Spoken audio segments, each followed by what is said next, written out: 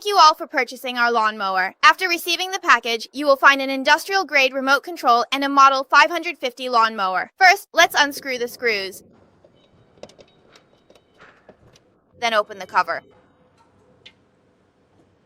There is a switch here. Push it up, put the cover back on, and you will see that the screen here has already lit up. Now screw the screws back in.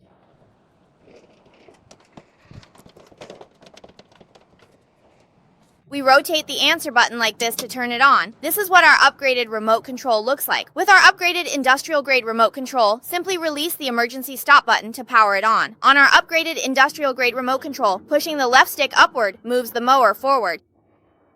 Pushing it downward moves it backward. On the right side, pushing the left stick to the left makes it rotate left. Pushing it to the right makes it rotate right. The first button we see here can be used to switch between high and low speed modes. Right now it's set to high speed mode.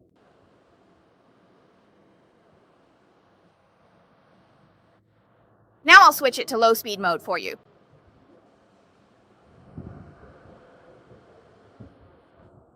The second switch is for adjusting the lights. The third switch allows you to adjust the cutting deck height.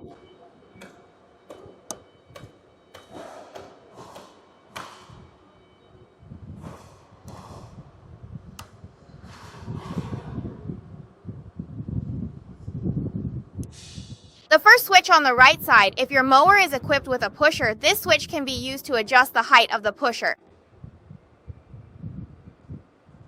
The second switch is used to control the engine start and stop. Let's turn it off now. The third switch enables cruise control. If you want to turn it off, just push the lever upward. The red lever on the lawn is used to adjust the throttle.